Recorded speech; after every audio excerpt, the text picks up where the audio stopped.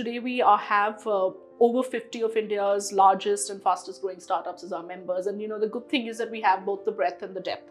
So we cut across several sectors, several stages of companies. So I think on the reactive side, we're working a lot around fintech regulations. We're very, very grateful for the kind of support we're getting from the Finance Ministry, from the Reserve Bank of India, and an understanding because we want to be that bridge that helps the two sides connect and talk to each other better.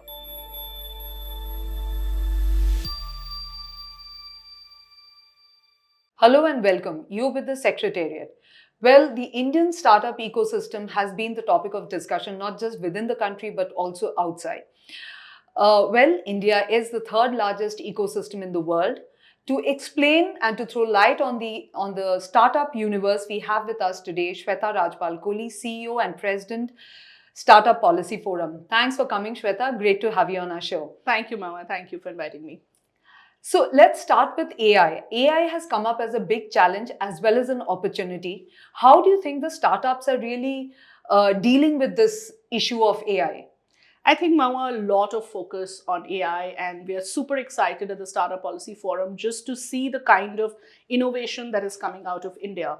And of course, there is tremendous pressure because, both from the government side as well as on the startup ecosystem side, there is because the transformation that we're seeing with regard to AI is unprecedented, and a lot of it is coming out of the valley, out of Silicon Valley. So, naturally, there's tremendous pressure about what the Indian ecosystem is doing. Is there enough of an AI pipeline in India? Is there enough innovation coming out of India? But I can tell you, overall, I think it's very heartening to see some of the trends. Like, for instance, just last week, I was at the launch of Glance AI, which is a new app from the InMobi group. And fascinating, Mawa, just to see the kind of innovation. This is AI commerce. It is going to change the way you and I shop, because at the click of a selfie, you can suddenly now see hundreds of AI generated images that will be like, your stylized looks. You can, at the click of a button, go and, purchase. So it's going to revolutionize AI commerce. Now, what's exciting about a platform and an innovation like Glance AI coming out of India is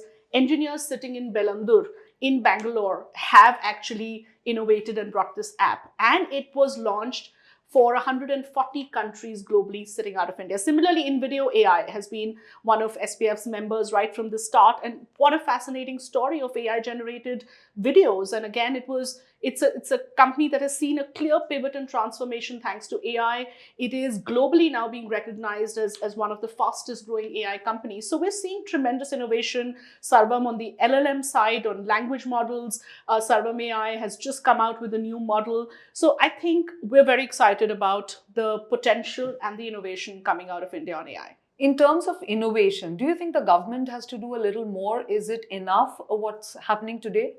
So, Mawa, I think the government is very, very seized of the opportunity that AI brings. And, we have conversations very regularly with policymakers, and METI, that is sort of the anchor ministry for AI, understands the challenges as well as the opportunities. I think from the government's point of view, what is most important is on twofold: infrastructure and regulation. On infrastructure, the government is very, very supportive. Yes, there's a lot of debate around whether the 10,000 crore plus outlay for India AI mission is enough or not. Do we need more? What is happening on GPU clusters? Is there enough that is happening on the infrastructure side? So that's one part of the conversation that is happening at the government end. The second part is the regulation. And I think, speaking on the regulation front, one thing I can tell you is that it's very heartening for policy professionals like us to know that the government is very clear on one thing: no regulation is going to stifle innovation as far as AI is concerned. And this comes right from the top, where there is understanding that this is a transformative technology, and they do not want to bring in any knee-jerk regulations that will come in the way of innovation. So the conversation then, when globally regulators are thinking about how do you regulate a technology like AI, that comes with its share of challenges. Of course, there's tons of challenges, from deep fake issues at one end to copyright issues on the other end to responsible AI. There is a whole gamut of ethical as well as regulatory issues that AI has thrown up, and regulators are grappling with it around the world. But as far as the Indian policy ecosystem is concerned, the government's really in a wait and watch mode. There is absolutely no hurry to have any knee-jerk regulations in place. We do think, and the understanding is that the current regulatory infrastructure and the law enforcement infrastructure can take care of the challenges. and the concerns that AI is presenting, whether it's by way of the data privacy law, or it is by way of the current IT Act, or it is by way of the current, the Indian Penal Code. So we will see a pause on regulations and wait and watch, which is great. But at the same time, you would need the state governments to come up in a big way, because finally it is the state governments which have to also bear a part of the responsibility. How do you think the state governments are sort of taking up this challenge? So, Mawa, I think we do know that nodal ministry remains MeitY, which is the central government. But at the same time, we are seeing a lot of states put in place their own AI policies and wanting to build AI cities. We hear, Right. we know states that are talking about, providing the right infrastructure, providing subsidized land if you want to, if for data centers. So I think a lot of conversation is happening at the state level. Having said that, I think when it comes to overall regulation, we're going to see action at the center. On infrastructure, there will be a lot of play at the states. So, what really are the challenges? I mean, they're doing a lot and the government has been very supportive, but what are the ground level challenges? I think infrastructure remains a challenge, right? And I think what we do see, founders often say that, yes, there is a lot of focus from the government, but we need to ramp it up rather quickly. And that is something the government is aware of. There are conversations happening every day. And we do see that there is an understanding that when it comes to the infra, we really need to play a catch-up game. Now, off late, we've seen the startup ecosystem. India's startup ecosystem has been rather hit by not so good news. We've seen the BluSmart episode panning out, and then, of course, I mean, the recent news of layoffs. What are the issues and why is this happening? So I think it's important that we do not club the two, because one is a function of very unfortunate incidents that are taking place, and obviously bad news makes headlines. We all know that, and it's important to understand that these are isolated cases, definitely more in number than the ecosystem would like. But at the same time, it's important that we do not paint the entire ecosystem with the same brush because of a few black sheep, so to say. I think also when we use the word governance, it's a very broad term. And it's very important to understand the breakup within the larger broad term of governance. Is this willful fraud? There should be zero tolerance for willful fraud. Absolutely. And that is something that we need to understand, that you need to call out these founders. You need to have law enforcement go after them. And it's very important, because only then will you have a clean, healthy, sustainable startup ecosystem. On the other hand, when we talk governance, sometimes we're also seeing the pain of a startup ecosystem that is reaching its stage of maturity from infancy. And that could include things like revenue recognition issues, it could include mismanagement, it could include growing too fast sometimes and losing sight of a few important compliance related processes that were needed, the guardrails that were needed, the checks and balances that were needed in that growth process. So I think it's very important that we do not just say everything is a governance issue, or if we talk governance, we understand the subsects. The only other point I would make is that, yes, it is a challenge. And yes, of course, a lot of the ecosystem enablers can do a better job in ensuring that we do not see more such cases. But number one, willful fraud is very hard to detect. And the best of auditors, the best of VCs will not be able to spot it, because if a founder is deciding to, commit willful fraud, it will likely escape the system for a while. So Right. I think that is one part. The second part, which is important to understand, is that governance is not an India issue. We're seeing it around the world. And of course, that in no way is a logical explanation to say that it's okay. Nobody's saying that we should condone this. But at the same time, we need to understand that isolated cases will happen, but the startup ecosystem is thriving.